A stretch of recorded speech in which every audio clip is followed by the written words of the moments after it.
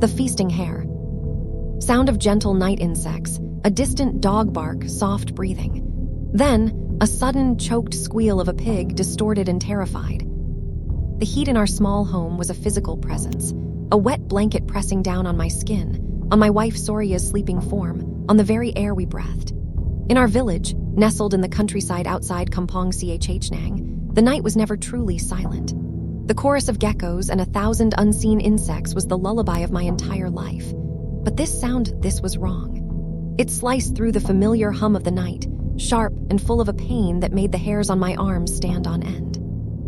It came from below our house. Like most homes in the village, ours stood on thick wooden stilts, a protection against the flooding rains and a shady place for the animals to rest. Beneath us was our most prized possession, our pregnant sow, a creature usually so placid and heavy with her coming litter that her loudest noises were contented grunts. The sound she was making now was a gurgling, strangled scream of pure terror. It stopped as quickly as it started, cut off mid-shriek, leaving a ringing, awful silence in its wake. My heart hammered against my ribs. A python, maybe? Or a wild dog that had grown too bold. I slid silently from my sleeping mat, my bare feet finding the cool, woven bamboo of the floor. The metallic, coppery smell of fresh blood was already rising through the gaps, a sickening counterpoint to the sweet, fatting perfume of the jasmine incense Soria had lit on our porch shrine before bed. It was a prayer for our unborn child, for a safe delivery. The smell of blood was the opposite of that prayer. I crept to the edge of the room, my eyes straining to see through the floorboards into the darkness below. I could see nothing but a deep, impenetrable black. The only light was the sliver of a waning moon, casting long, skeletal shadows from the banana trees that grew thick around our home. Then another sound, a low, wet gurgling, a sound of feeding. It made my stomach clench. My gaze was drawn to the open window.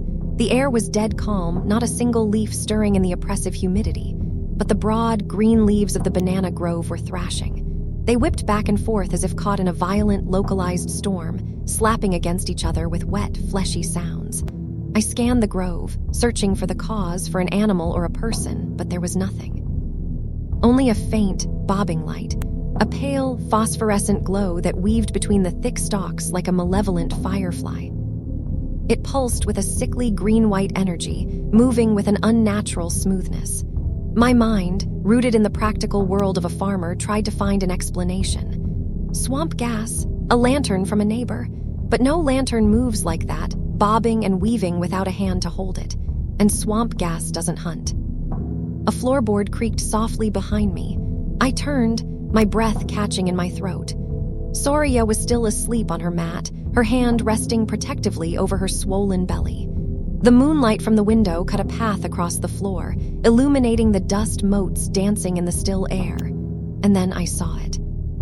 From a thin crack between two bamboo slats, near the edge of Soria's mat, a single strand of hair was emerging. It was black, glistening as if wet and impossibly long. It didn't fall to the floor, it rose, slithering up into the room like a searching tentacle, a living, sentient thing. It moved with a slow, deliberate purpose, swaying gently in the air, its tip seeming to taste the scent of my sleeping, pregnant wife. It was the only thing in the entire world that seemed to move. My body was frozen, locked in a kind of primal fear I had only ever heard about in the stories told by the old ones, the Yi and Ta of the village. Stories you listen to with a smile, never truly believing. Until a single strand of hair, born of the blood and the dark below, reaches for your family. The moment stretched into an eternity. My mind was screaming, but my body refused to obey. Move, shout, wake her. But I was a statue, my eyes fixed on that obscene, searching tendril. It elongated, more of it feeding up through the floor, a serpent of pure darkness. It coiled in the air, a few feet from Soria's face, and for a terrifying second I thought it was sniffing, sampling the air around her, drawn to the life blooming within her. Then a dog barked somewhere down the village path, a sharp, angry sound. The hare recoiled as if struck. It whipped back with blinding speed, vanishing into the floor so fast it was like a trick of the light. The thrashing in the banana grove stopped. The pale, glowing light was gone. The only sounds left were the familiar night insects and the frantic, desperate pounding of my own heart. I didn't sleep for the rest of that night. I sat with my back against the wall, a heavy wood-cutting axe clutched in my hands, my eyes scanning every shadow, every crack in the floor, until the first gray light of dawn broke the horizon. When the sun was fully up, painting the sky in hues of orange and pink, I forced myself to go down the ladder. The air below the house was thick with the stench of death. The sow was lying on her side in the packed dirt. Her belly, once round and full of life, had been torn open. Not ripped by claws or teeth, but hollowed out as if something had meticulously, disgustingly scooped out the contents. The unborn piglets were gone, all of them. And there was surprisingly little blood on the ground, almost as if it had been drunk. My neighbors came when they heard my shocked cries. The village chief, a stern but fair man named Ta Ben, examined the scene. He prodded the carcass with a stick, his face a grim mask. "A big cat, maybe," one of the younger men suggested, though his voice lacked conviction. "A cat doesn't do this," Ta Ben said, his voice low. "It doesn't eat like this. This is unclean." He looked around, his eyes lingering on the banana grove, then on the walls of my house. He didn't look at me, but I felt his gaze. The old women of the village gathered, whispering amongst themselves, their dark eyes full of a knowing fear. They threw worried glances at Soria, who had come down to see the commotion, her face pale, her hand never leaving her stomach. Yi Esray, the oldest woman in the village, whose skin was a roadmap of wrinkles and whose eyes seemed to see things the rest of us couldn't, caught my eye. She made a small, almost imperceptible gesture, a flick of her fingers to ward off evil. We buried the sow deep in the fields that day. As we worked, shoveling the heavy, damp earth, I couldn't shake the image of that single, questing strand of hair. I told no one. How could I? How could I explain that I saw a strand of hair move on its own? They would think the shock of losing the animal had made me mad. Even Soria, I couldn't tell her. The fear it would put in her heart. For our child, I couldn't bear it. But the fear was already in our house. It had seeped up through the floorboards, a poison that tainted the air. The days that followed were filled with a tense, watchful quiet. Soria grew weaker. The vibrant glow she'd had throughout her pregnancy began to fade. Dark circles appeared under her eyes, and she complained of a constant chill, even in the midday heat. She started having nightmares, waking up in a cold sweat, her breath coming in ragged gasps. She couldn't remember the dreams, only a feeling of being watched, of something trying to drink from her. I placed sharpened bamboo stakes around the base of our house and began burning incense from dawn until dusk. I bought a small, blessed cloth amulet, a yantra, from the monks at the local wat and hung it over our doorway. My actions drew curious looks from the neighbors. "Vanna is being overly cautious," they whispered. "He is letting his grief make him superstitious." But I knew what I saw. The nights were the worst. Every creak of the bamboo walls, every rustle of leaves outside sent a jolt of terror through me. I would lie awake for hours, staring into the darkness, listening for that wet, gurgling sound, watching the cracks in the floor. One night I woke up to a soft, rhythmic scraping sound. Scrape, pause, scrape. It was coming from right under our sleeping mat. I held my breath, listening. It was the sound of a fingernail, long and sharp, scratching slowly, deliberately against the underside of the floorboards, directly beneath where Soria slept. I grabbed the axe from beside the mat and slammed its handle hard against the floor. The scraping stopped instantly. A faint, frustrated hiss came from below, like air escaping a punctured bladder, and then silence. I sat up for the rest of the night, my blood running cold. It was testing the floor. It was trying to find a way in. I couldn't take it anymore. The next morning, leaving Soria resting, I went to see Yi Esray. Her home was at the very edge of the village, a small, dark stilt house that seemed to lean into the jungle that bordered the rice paddies. The air around it was heavy with the smell of drying herbs and wood smoke. She was sitting on her porch, weaving a basket, her gnarled fingers moving with a surprising dexterity. She looked up as I approached, and her dark, ancient eyes held no surprise, only a deep, weary sadness. "You have come," she said. It wasn't a question. I sat on the steps, the wood worn smooth by time. I didn't know where to begin, so I just told her everything. The sow, the thrashing leaves, the phosphorescent glow, the scraping, and finally, my voice barely a whisper, I told her about the hair. She stopped weaving, her hands falling still in her lap. She stared out at the jungle for a long time before she spoke. "You have drawn the eye of an app," she said, her voice raspy, like dry leaves skittering across the ground. The name hit me with the force of a physical blow. The app, a ghost, a spirit from the darkest corners of Khmer folklore, a sorceress who had used powerful magic to separate her head from her body. By day, she was a normal woman living amongst her neighbors. But at night, her head would detach, floating through the darkness with its heart and entrails dangling beneath it, glowing with a ghostly light. It would seek out filth, carrion, and the blood of pregnant women and newborn bobbies. "They are drawn to the scent of life, of birth," Yi Esray continued, her eyes fixed on me. "They feed on it to sustain their unnatural existence. The sow's litter was an appetizer. What it truly wants is the child in your wife's womb."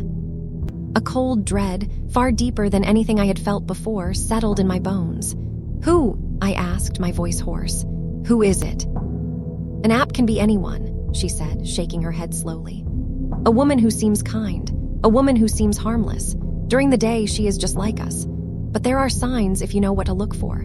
They often avoid looking at their own reflection. They may have a faint, foul smell about them like old meat that they try to cover with perfumes or flowers. And sometimes, if you look closely at the back of their neck, you can see a faint line, a scar, where the head separates." She leaned forward, her voice dropping to a conspiratorial whisper. "It is clever. It knows you are watching now. It will not be obvious. It wants to weaken your wife to make the birth easy for it to feed. You must protect your home. It cannot cross a barrier of thorns. Weave a fence of thorny bamboo and place it around your house under the stilts. Hang branches of the thorny lime tree in your windows. And when the time of birth comes, you must not let Soria be alone. Not for a second." The app is patient, but it is also hungry. I left Yi Esray's house with my mind reeling. My village, a place of familiar faces and lifelong neighbors, was now a gallery of suspects. Every woman I passed on the path home was a potential monster. Was it the quiet woman who sells noodles at the market? The midwife who always smiled so sweetly? My fear began to curdle into a cold, burning paranoia. That evening, I began my work. I went to the thickest part of the jungle and hacked down thorny bamboo stalks until my hands were bloody and raw. I wove them into a crude, dense fence around the base of our home, leaving no gaps. I hung clusters of thorny lime branches in every window and over the door. Soria watched me, her eyes wide with a mixture of fear and confusion. "Vanna, what is all this?" she asked, her voice weak. "Our home looks like a cage." "It's to keep wild animals out, Aun," I lied, forcing a reassuring smile. "Just to be safe." She didn't look convinced, but she was too tired to argue. My paranoia led me to watch one person in particular, Yi Chan, an elderly widow who lived alone in a small hut not far from ours. She was a herbalist, and sometimes acted as a midwife when the main one was unavailable. She had always seemed harmless, if a bit reclusive, but now I saw her through the lens of Yi Esray's warnings. I saw how she always turned her head away when passing the small, cracked mirror hanging at the village well. I noticed how she would burn strong-smelling herbs on her porch every evening, a scent that seemed designed to mask something else. One afternoon, I walked past her hut as she was bending over to tend to her garden. For a split second, the collar of her blouse shifted, and I saw it. A thin, pale, circular line on the back of her neck. It could have been a wrinkle. It could have been a trick of the light. But in my terrified mind, it was a damning confirmation. The nights grew worse. Now that the area beneath the house was protected by thorns, the attacks became more direct. We would hear scratching on the wooden walls, a frantic, desperate sound, as if a large animal was trying to climb the stilts. We'd hear a soft, wet thud against the shutters, followed by the sound of something slick and heavy sliding down. And the hair, it found new ways in. One night, a long, black strand slithered through a tiny hole in the thatched roof, dangling down over our sleeping mats like a hangman's noose before I spotted it and drove it back with the smoke from a blessed candle. Another time, I found one coiled on the porch in the morning, lying next to the water jug, as if it had been waiting patiently all night. It was a siege. We were prisoners in our own home, surrounded by a patient, relentless predator. Soria was getting closer to her time. She was pale and wraith-like, a shadow of her former self. I knew, with a certainty that chilled me to my soul, that the birth would be the final battle. The app was just waiting. Then the storm came. It rolled in from the west one evening, a mass of bruised purple clouds that swallowed the setting sun. The wind began to howl, whipping the palm trees into a frenzy. Rain began to fall, not in drops, but in solid, driving sheets that hammered against our roof and walls. The world outside was reduced to a roaring chaos of wind and water. And inside, Soria cried out. Her water had broken. The baby was coming. It was the moment the creature had been waiting for. The storm was the perfect cover. No one would hear us scream. No one could come to help. The village was locked down, every family huddled in their own homes against the fury of the monsoon. "Bong, it's time," Soria gasped, her knuckles white as she gripped my arm. Panic, cold and sharp, seized me, but I pushed it down. I had to be strong for her, for our child. I made her as comfortable as possible on a clean mat in the center of the room, as far from the walls and floor cracks as I could get. I lit every candle we owned, pushing back the shadows, praying the blessed light would offer some protection. The storm raged, and with it the sounds began.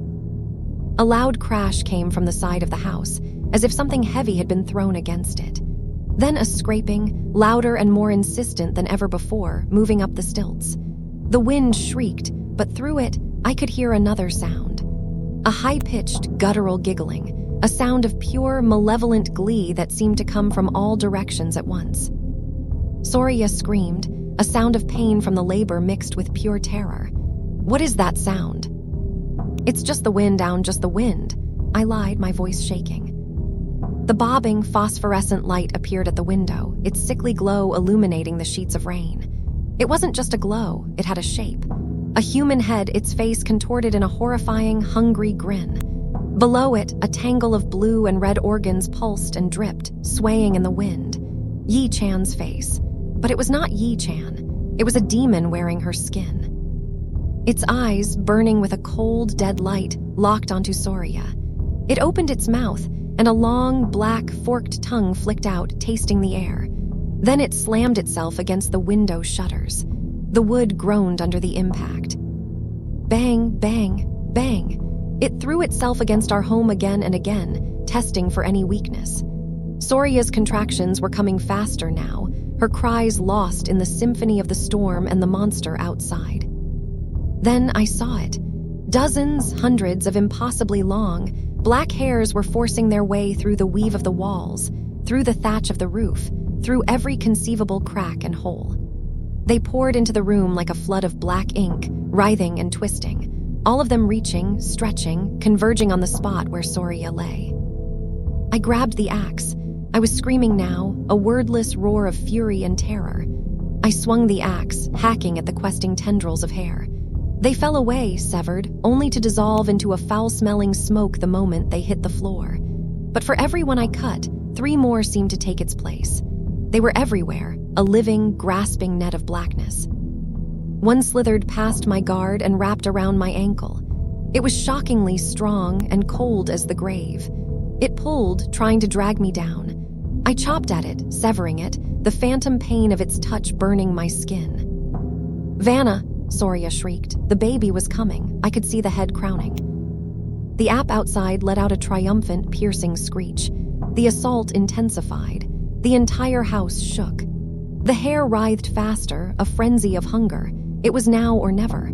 I remembered the last piece of Yi S-Ray's advice. "An app is a creature of filth and darkness," she had said. "But it is still tied to its human form. It fears exposure. It fears the sacred." I abandoned the axe and scrambled for the small pouch of sacred white clay I'd gotten from the Wat. I ran to Soria's side, ignoring the hair that whipped at my face and arms. With the baby's final push, our child entered the world, wailing a thin, fragile cry that was almost drowned out by the storm. A girl. Ignoring the blood, ignoring everything else, I dipped my fingers in the clay and drew a sacred symbol on my daughter's forehead.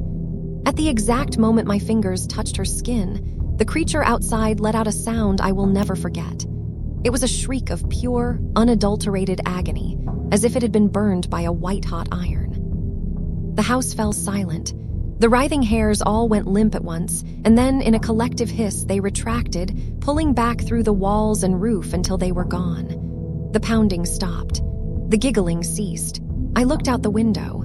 The pale, glowing light was gone. The only sounds left were the rain, Soria's exhausted sobs, and the beautiful, fragile cry of my newborn daughter. The storm broke before dawn. The sun rose on a world washed clean. Exhausted beyond measure, we held our daughter, a tiny, perfect miracle born in the heart of a nightmare. Later that morning, news traveled through the village. Yi Chan had been found dead in her hut. She was lying on her floor, her body strangely desiccated, a look of profound shock and agony frozen on her face. Around her neck, the pale, circular line was now a raw, weeping wound, as if she had tried to reattach her own head and failed. The village breathed a collective sigh of relief. The monster was dead. The evil had been purged. My neighbors looked at me with a newfound respect and awe. Vanna, the man who fought a ghost and won. Life began to return to normal, or a new kind of normal. Soria slowly regained her strength, the light returning to her eyes. Our daughter, whom we named Chanthu, meaning moonlight, grew stronger every day.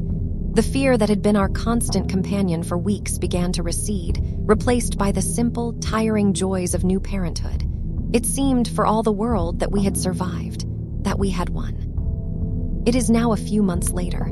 I am writing this down, not as a story of triumph, but as a warning. Last night, I was rocking Chanthu to sleep. The night was quiet, the air cool and pleasant. She was sleeping soundly in my arms, her little chest rising and falling in a steady rhythm. I smiled, feeling a peace I thought I had lost forever.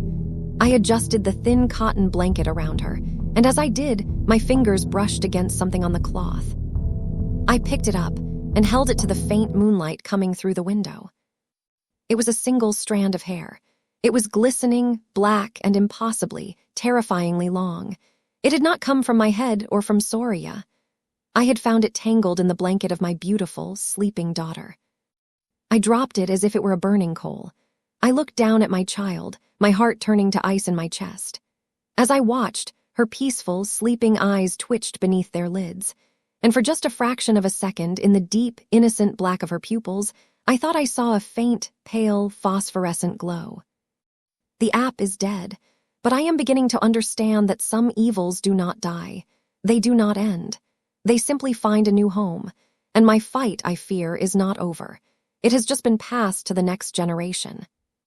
So if you are ever in the Cambodian countryside, late at night, and you hear a sound that doesn't belong, if you see the banana leaves thrashing in the still air, do not dismiss it as the wind.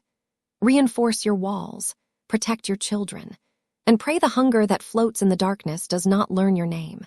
Pray it does not seek the warmth of your home, because some things, once they have a taste of you, will never ever stop feeding.